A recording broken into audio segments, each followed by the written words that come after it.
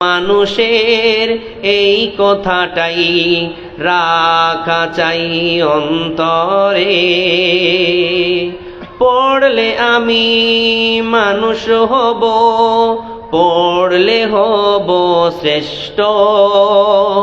লেখাপড়া তাই বলি রে যতন করে করো, পড়লে আমি মানুষ হব, পড়লে হব শ্রেষ্ঠ। লেখাপড়া তাই বলি রে যতন করে করো, পড়াই দেবে পৌঁছে আলো তোমার মনের ঘরে। সবার আগে লেখাপড়া আর বাকি সব পরে। সব মানুষের এই কথাটাই রাখা চাই অন্তরে, পড়লে আমি মানুষ হব, পড়লে হব শ্রেষ্ঠ। লেখাপড়া তাই বলি রে যতন করে করো, সবার আগে লেখাপড়া আর বাকি সব পরে। লিল্লাহে তাকবীর। সবার আগে লেখাপড়া, এই বিষয় যেন মাথায় থাকে। জ্ঞান অর্জন করতেই হবে। একটা কথা স্পষ্ট করে ক্লিয়ার করতে চাই, সবার আগে লেখাপড়া মানে হলো যে সবার আগে আমাদেরকে জ্ঞান অর্জন করতে হবে, এবং তারও আগে কথা হলো যে আমাদেরকে আমাদের রবের জ্ঞান অর্জন করতে হবে। কারণ আমি স্পষ্ট করেছি যে বিশ্বনবীর উপরে প্রথম যে ওহী এসেছিল, সেই ওহীর মধ্যে প্রথম বাক্যটা ছিল ইকরা বিইসমি রাব্বিকাল্লাযী খালাক। আপনি পড়ুন। কি পড়বেন? আপনার রব, আপনার প্রভুর নামে যিনি আপনাকে সৃষ্টি করেছেন। এর মানে হলো এই যে আপনি পড়ুন, কিন্তু সর্বপ্রথমে আপনাকে আপনার রবের বিষয়ে পড়তে হবে। আপনি যদি আপনার রবকে নিয়ে না পড়েন, রব কি বলেছে, আল্লাহ কি বলেছেন, কি বলেন নাই, এই সব বিষয়গুলো আপনাকে জানতে হবে এবং জেনে সেটার উপর আমল করতে হবে। তখন গিয়ে আপনি কামিয়াব হতে পারবেন, সাকসেসফুল হতে পারবেন। প্রিয় ভাইয়েরা আমার, এই যে আমরা আজকে লেখাপড়ার উপরে, জ্ঞান অর্জনের উপরে আলোচনা করলাম, আলোচনা শ্রবণ করলাম, আপনি কি জানেন এই লেখাপড়া, এই জ্ঞান অর্জন করা বিষয়টা আমাদের জন্য কত বড় গুরুত্বপূর্ণ ভূমিকা রাখে? আজকে আমি পৃথিবীতে সকল সৃষ্টির সেরা হলাম। এই পৃথিবীতে অসংখ্য আল্লাহর সৃষ্টি জীব আছে। সকল সৃষ্টির উপরে আল্লাহ তাআলা আমাদেরকে শ্রেষ্ঠত্ব প্রদান করলেন এই জ্ঞানের মাধ্যম দিয়ে।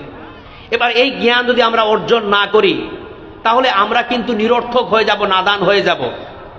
কারণ আল্লাহ তাআলা পরিষ্কার করে কোরআনের একটি আয়াতে বলেছেন যে একটা মানুষের সামনে যখন কিছু বলা হলো এবং সেই মানুষটা শুনেও শুনলো না, দেখেও দেখলো না, বুঝেও বুঝলো না, তখন সেই মানুষটাকে আল্লাহ তাআলা চতুষ্পদ জন্তুর ন্যায় বলেছেন, চতুষ্পদ জন্তুর সঙ্গে তুলনা করেছেন এবং বলেছেন বালহুম আদাল। শুধু চতুষ্পদ জন্তু নয়, বরং তার চাইতেও নিকৃষ্ট। কখন?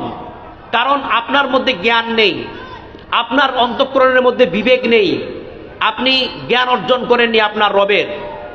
আপনার সামনে ভালো কিছু হচ্ছে, ভালো কিছু আদেশ করা হলো, আপনি এই কান দিয়ে শুনলেন, এই কান দিয়ে বের করে দিলেন।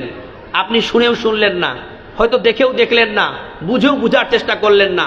আপনি এখানে জ্ঞানহীনতার পরিচয় দিলেন। এর জন্য আল্লাহ তাআলা আপনাকে নিকৃষ্ট বলেছেন। কিসের চাইতে? চতুষ্পদ জন্তুর চাইতে। অতএব আপনাকে জ্ঞান অর্জন করতে হবে, আর সেই জ্ঞানের মাধ্যম দিয়ে আপনাকে রিয়ালাইজ করতে হবে, অনুধাবন করতে হবে যে সত্য কোনটা, মিথ্যা কোনটা, কোনটা ঠিক, কোনটা ঠিক নয়, কি করতে হবে, না করতে হবে, এই সব বিষয়গুলো আপনাকে অনুধাবন করতে হবে। আজ আল্লাহ তাআলা আমাদেরকে এখানে পাঠিয়েছেন, এই পৃথিবীতে আমরা এসেছি, পৃথিবীতে আমরা আজকে আছি। একটা দিন আসবে আমরা এই পৃথিবী ছেড়ে চলে যাব, তাই কিনা? তাহলে আমরা বুঝতে পারছি এই পৃথিবী আমাদের চিরদিন থাকার জায়গা না। এই পৃথিবী আমাদের ছাড়তেই হবে। এই পৃথিবী যখন আমাদের ছাড়তেই হবে, তখন আমাদের মনে কি আরেকটা প্রশ্ন জাগ্রত হয় না যে এই পৃথিবী যখন আমাদেরকে ছাড়তে হবে, তো আমরা যাবো কোথায়, কিভাবে থাকবো, কি হবে আমাদের সাথে? আল্লাহর কসম করে বলি প্রিয় ভাইরা, এই পৃথিবী ছেড়ে আমাদের চলে যেতে হবে। এই পৃথিবী আমাদের জন্য চিরদিন থাকার জায়গা না। এই পৃথিবী যখন ছেড়ে চলে যেতে হবে, পৃথিবী আমাদের চিরদিন থাকার জায়গা না। আমরা যাব কোথায়? যদি আমরা জ্ঞান অর্জন করতাম তাহলে উদ্ধার করতে পারতাম যে এই পৃথিবীতে যখন চলে যাব তখন আমাদেরকে একটা জায়গায় যেতে হবে, সেই জায়গাটার নাম কবর। সেখানেও আমরা একটা সময় অতিবাহিত করব। আবার ইসরাফিল আলাইহিস সালামের সিংহায় ফুৎকারের মাধ্যম দিয়ে আমরা আবার একটা জায়গা উপস্থিত হব, যেই জায়গাটার নাম হাসর, যেই জায়গাটার নাম কিয়ামতের মাঠ। সেখানে আমরা একটা বিশাল সময় অতিবাহিত করব এবং সেখান থেকেও আমাদেরকে চলে যেতে হবে আর একটা অন্তিম জগতে, যেই জগৎটার নাম, যেই জায়গাটার নাম হচ্ছে জান্নাত আর জাহান্নাম। এই দুনিয়ায় যদি আমরা ভালো কিছু করতে পারি, আমরা আমাদের ইলম দিয়ে, আমরা আমাদের বিবেক দিয়ে যদি ভালো মন্দটাকে বুঝে, সত্য মিথ্যাটাকে বুঝে আমরা আল্লাহর ইবাদত করে সৎ পথে থেকে যদি আমরা আমাদের জীবনটাকে যাপন করতে পারি, তাহলে কিন্তু আমরা ওই কিয়ামতের মাঠের বিচারের পর অন্তিম জায়গা, অন্তিম ঠিকানা আমরা জান্নাত বানাতে পারবো। কিন্তু যদি আমরা এই দুনিয়াতে নিরর্থকের মতো, নাদানের মতো থেকে, জ্ঞানহীন হয়ে থেকে, সত্য মিথ্যাকে আমরা যাচাই না করে, আমরা আল্লাহর কথাগুলোকে না খণ্ডিত করে, যদি আমরা না কিছু বুঝে সুঝে দুনিয়াটা বোকার মতো জীবনযাপন করে চলে যাই, আর কিয়ামতের মাঠে হিসাব নিকাশের পর আমাদের ঠিকানা কিন্তু জাহান্নাম হয়ে যেতে পারে। আমার বাপজিরা, আমার ভাইয়েরা, ওই দিন যদি আমাদের ঠিকানা জাহান্নাম নসিবে হয়ে যায়, আমাদের জীবনের যে কত একটা খারাপ জায়গা চলে যাব আমরা, আমাদের জীবনে যে কটা বেজে যাবে আপনি কল্পনাই করতে পারবেন না। কিন্তু দুনিয়াতে যদি আপনি বিবেকবান হয়ে, বুদ্ধিমান হয়ে চলাফেরা করে, কোন রকম করে এই পৃথিবীর সময়টাকে যদি অতিবাহিত করে আপনি যদি ওই জান্নাত খরিদ করতে পারেন, তাহলে আপনি হবেন একজন ভাগ্যবান।